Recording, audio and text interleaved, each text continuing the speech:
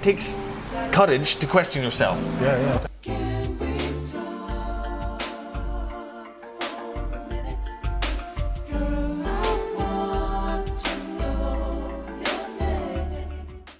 Maybe I'm indoctrinated. Where is the truth? As much as the truth looks clear cut to me, and that's an unjust situation, and it's an occupation, and international law agrees, and thousands of people. But even if you're in a minority of one, the truth is still the truth. We could all be wrong. Israel might be occupying Palestine on that small part of the flat Earth. Okay, you know? I see. But I would take it on a different line. That it's not whether their claims are true. Both of them are preposterous to me. Okay. Both of them? Well, because how far back in history do you go? Okay. Recorded history. But what? It doesn't make sense to me. Oh, those guys were living there well before these guys. Like, how do you know?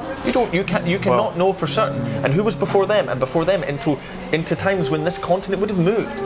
It's preposterous. Well, I think I think you conclude that both sides are preposterous. The claim to being superior and owning this land, both are false. I think it's slightly incorrect to presume that they're both claiming opposite and equal truths. Well, maybe it's not exactly what I'm saying. So what I'm trying to say is that I would look at the current situation and look at human suffering, for example, and say the reduction of that would be better. Right? Yeah. Rather than, well, it's our truth is the better truth, but we'll have to kill 10,000 of you. But it's the truth. What kind of reality is that worth living? Do you get me? Yeah, definitely. I don't think you can. I think the Palestine-Israel conflict is less about debating what happened.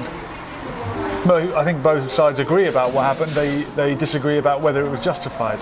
And the hardcore Zionists argue that it was justifiable to create a Jewish state on a land where other people were living. And they'll give you all sorts of reasons and excuses and say, oh, Palestinians ran away because the other side told them run and we'll defeat the new Jewish state. But even if you leave your house voluntarily, you should be allowed to come back to your house.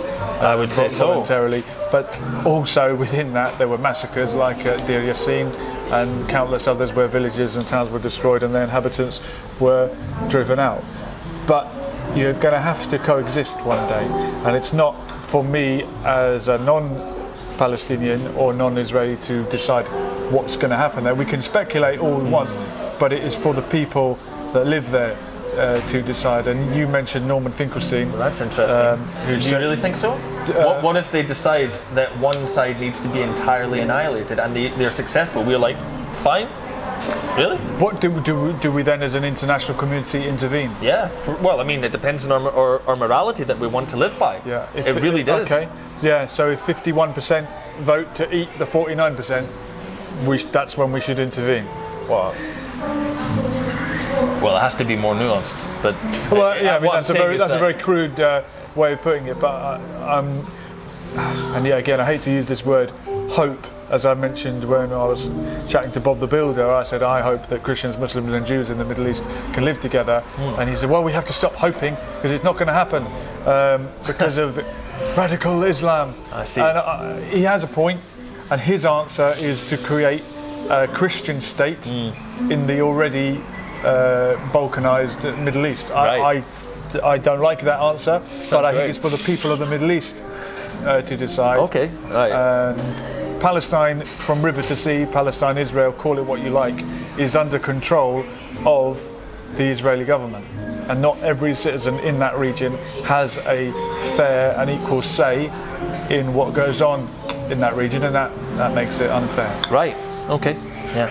But I can sit down with the likes of Joseph and other Zionists on that side, and we can debate, we can disagree, maybe he'll shift my opinion closer to his, maybe his will shift closer to mine. These are the important conversations. I always remember a story of Gusty Spence, who was a loyalist paramilitary leader and prisoner who spent many years in prison, and in later years had befriended a member of the IRA. The name escapes me, but he showed up at an IRA funeral for this Republican leader, and he read at the going down of the sun, we will remember them, the great British eulogy to soldiers. Right. And all these Republicans turned around and muttered to each other and said, well, who was that? That was a bit strange. Who was this at a Republican funeral? And it emerged that was Gusty Spence, who had befriended this Republican. And he said, as much as we were enemies in life, we became friends and we had a respect for each other, rather like Ian Paisley and Martin McGuinness. Right. If these two opposites can't sit down at that table together, then there's no hope for everyone else. Right, I see. Yeah. Now, I don't think we should just write people off and shout them down. Neither do I. Yeah, no, I know you don't. I know you don't. You're nothing like that. But at Speaker's Corner, it's very antagonistic, and the opposite sides yell at each other. Where are you getting with that? Wow, nowhere. Of course, it's just a show. Yeah. But well, part of it's a show. Part of it is maybe the only way that some people can express themselves at this moment in time. What I mean is that I think it's clear to say that there's different tiers of expression, and some might not be open to everybody yet. What I'm trying to say is it takes courage to question yourself. And if you don't want to question yourself, you have to block it out. Definitely. And you might just go down the path of everybody who's against you is crazy or whatever. Yeah. I have something else I might want to talk about. It's a tangent, I suppose, in some sense, but it's the tendency for humans to think in utopian ideas. Right. Okay. What I mean by this is it must be some sort of I could justify it, some sort of natural tendency, and I think it's always destructive. I said it right for the first time. Great. Yeah. For example, I've had conversations with people that talk about the idea of communism. Yeah. Perfect communism. Communism works in theory. It's never been tried. If it was tried, and if we did it right, it would be paradise on earth.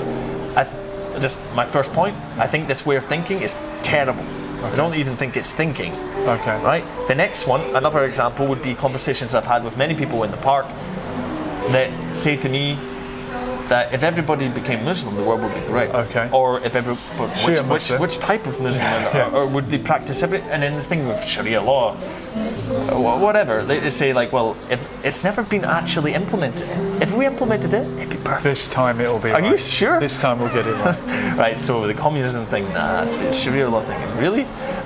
Everybody would think the same and do the same. Everything would be great. It's not a good idea, man. I think our strength, the strength of any group, is going to lie in their ability to adapt. And if you're only thinking one way, you cannot adapt. Yeah. You understand? Well, yeah, and I think the key word here, going back to saying, are we in power or are we in office? Implementing Islam, or what about or communism? Yeah. What about applying it? Let me make one more point and come back to just to make it balanced. Go on. Is that what I said equally applies to people who talk about ethno-nationalism. If everyone was just of the same race living in the same place, everything would be great. Yeah. Absolute folly. Yeah. It's ridiculous. I just want to include that there in case somebody's like, oh, that didn't say anything about that. Well, and that's the most dangerous one, because we can all become Muslim, but we can't all become white or black. I see. Well, there's huge divisions between Muslim groups. So I agree with your point. I think all of it is ridiculous. So what were you saying? I was going to say that you can't implement communism or you can't implement Islam, but you can apply the values or the principles. There's a video recently, I think Momentum released it, when someone was they're the wing of the Labour Party that got Jeremy Corbyn elected. All right, cool. So from the left. How do you have the patience to follow politics, man? Some people watch EastEnders. I try and keep up with it. I'm too busy having existential crises. Yeah, I know. Well, not really crises, but I think you're probably spending your time more wisely. But someone was showing a clip saying that, oh, show me any example of when socialism has worked. Right. And the response was, well, actually, elements of it have worked everywhere. Right. The National Health Service is a socialist policies. Policy, exactly. Yeah, policy. So we can apply, and I think it'd be much better if people applied the wisdom from these schools of thought and these doctrines, rather than saying, no, right, that's it, everyone has to be communist, because that will never work. Right. But treating everyone equally is a good policy. Why don't you apply that at home with your family, or at work? Why don't you share all the tips from your job and buy something for the staff? That's an application of socialism or so-called communism. Right.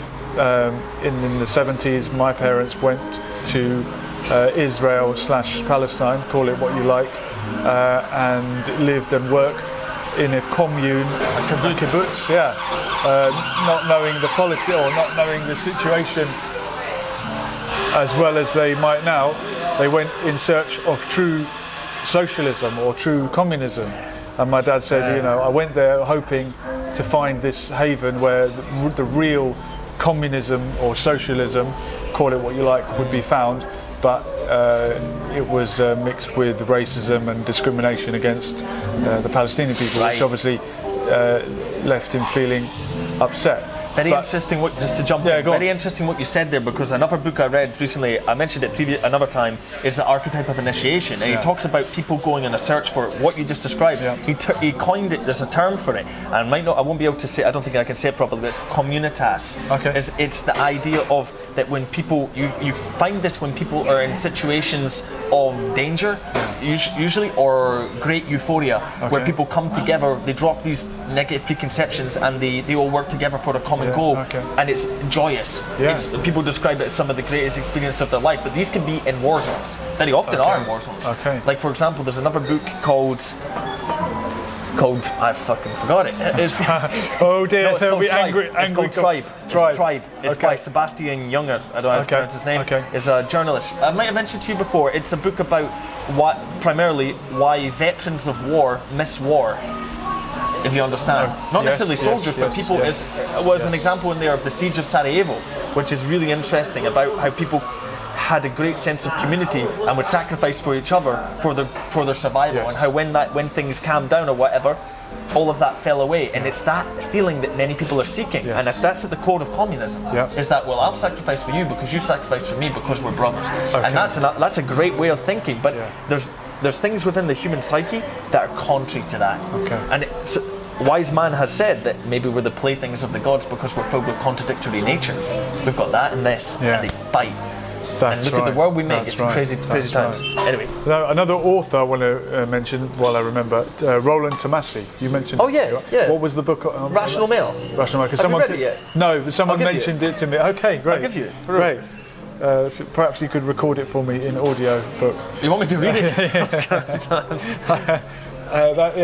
Someone who'd read it mentioned to me, said, great book. Oh yeah. But that's interesting what you're talking about, this search for, what was the word we called Communitas. it? Communitas. The search for, let's use a different term.